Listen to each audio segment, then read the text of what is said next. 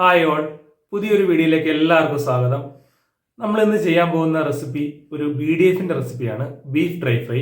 ഒരു സ്റ്റാർട്ടറായിട്ടും ഒരു main course ആയിട്ടും എല്ലാം നമുക്ക് കഴിക്കാൻ പറ്റുന്ന നല്ലൊരു ഐറ്റമാണ് BDF. അപ്പോൾ അതെങ്ങനെയാണ് തയ്യാറാക്കുന്നതെന്ന് നമുക്ക് നോക്കാം. ഇത് നമ്മൾ കഴുകി വാഷ് ചെയ്ത് വെച്ച 1/2 കിലോ ബീഫാണ്. നമ്മളിത് ബീഫ് കട്ട് ചെയ്തെടുക്കുമ്പോൾ ഈ ഒരു കനത്തിൽ കട്ട് ചെയ്തെടുക്കണം, ഒരു 1 ഇഞ്ച് കനത്തിൽ. ഇത് നമ്മൾ പ്രഷർ കുക്കറിൽ ഒരു 90% ആണ് കുക്ക് ചെയ്തെടുക്കാവുള്ളൂ. ബാക്കിയുള്ളത് നമുക്ക് ഡീപ് ഫ്രൈ ചെയ്തെടുക്കാം. നമുക്കിത് കുക്കറിലേക്ക് ഇട്ട് കൊടുക്കാം.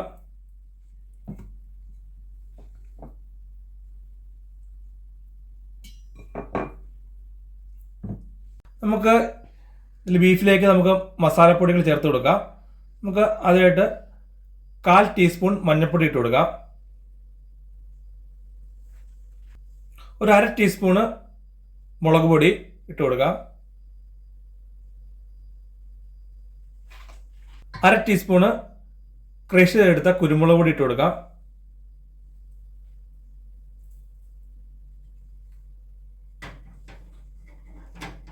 ഉപ്പ് ഒരു 1/2 ടീസ്പൂൺ ഇട്ട് കൊടുക്കാം.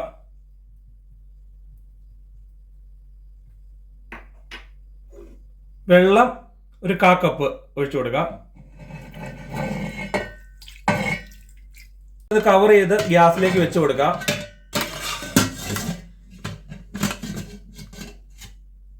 ബീഫ് പ്രഷർ കുക്കറിൽ വെച്ചിട്ടുണ്ട്.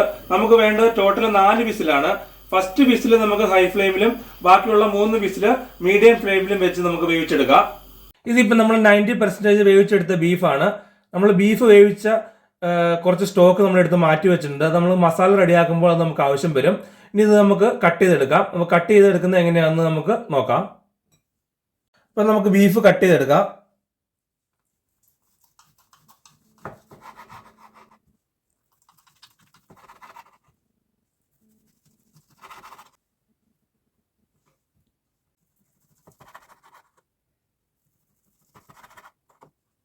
ബീഫിനുള്ള മസാല റെഡിയാക്കാം.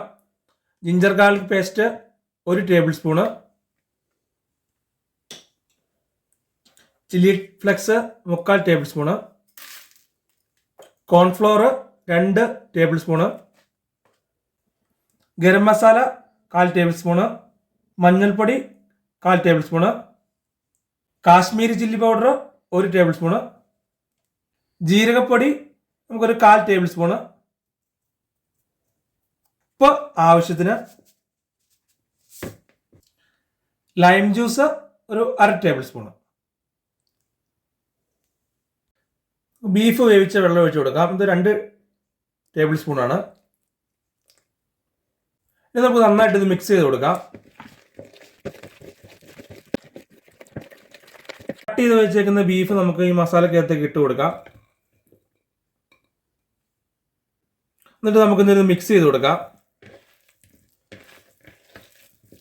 നമ്മൾ ഈ ഇളക്കുമ്പോൾ കൂടുതലായിട്ട് പ്രസ് ചെയ്ത് ഇളക്കരുത്. പ്രസ് ചെയ്ത് ഇളക്കി കഴിഞ്ഞാൽ ബീഫ് പൊടിഞ്ഞു പോകും. നമുക്കിത് മിക്സ് ചെയ്തിട്ട് നമുക്കിതൊരു 1/2 മണിക്കൂർ ഇതിൽ മസാല പിടിക്കാൻ വേണ്ടി നമുക്ക് മാറ്റി വെക്കാം. അപ്പം നമ്മൾ ബീഫ് റെസ്റ്റ് ചെയ്യാൻ വെച്ചിട്ട് നമുക്കിപ്പോൾ 30 മിനിറ്റ്സ് ആയിട്ടുണ്ട്.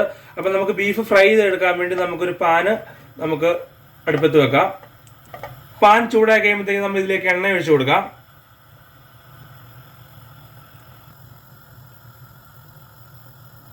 അപ്പം നമുക്ക് എണ്ണ ചൂടായിട്ടുണ്ട്. നമുക്ക് ഇതിലേക്ക് മാരിനേറ്റ് ചെയ്ത ബീഫ് ഇട്ട് കൊടുക്കാം. നമ്മൾ ബീഫ് ഇട്ട് കൊടുക്കുമ്പോൾ ഒന്നിച്ചിട്ട് കൊടുക്കരുത്. നമുക്ക് ഇതുപോലെ സ്പ്രെഡ് ചെയ്ത് ഇട്ട് കൊടുക്കാവുള്ളൂ,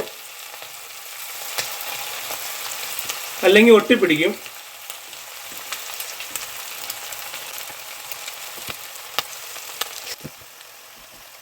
ഇപ്പം നമ്മൾ ബീഫ് ഇട്ട് കൊടുത്തിട്ടുണ്ട്. ബീഫ് ഇട്ട ഉടനെ നമ്മൾ ഇളക്കി കൊടുക്കരുത്. ഒരു 2 മിനിറ്റ് കഴിഞ്ഞാൽ ഇളക്കി കൊടുക്കാവുള്ളൂ. അതുപോലെ തന്നെ തീ നമ്മൾ ലോ ടു മീഡിയം ഫ്ലെയിമിൽ വെക്കണം, ഒരിക്കലും ഹൈ ഫ്ലെയിമിൽ ഇടരുത്. ഇത് 2 മിനിറ്റ് ആയിട്ടുണ്ട്. നമുക്ക് ചെറുതായിട്ടൊന്ന് ഇളക്കി കൊടുക്കാം.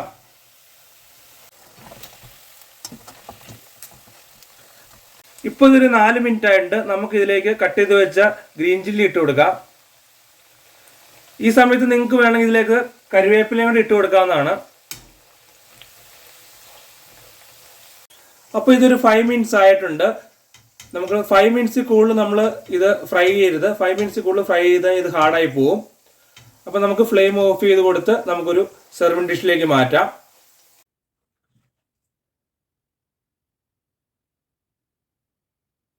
അപ്പം നമ്മുടെ ബീഫ് ഡ്രൈ ഫ്രൈ ഇവിടെ റെഡി ആയിരിക്കുകയാണ്. നിങ്ങളെല്ലാവരും ഇത് ട്രൈ ചെയ്ത് നോക്കണം. അപ്പം നിങ്ങളുടെ കമൻറ്റുകൾ കമൻറ്റ് ബോക്സിൽ അറിയിക്കുക.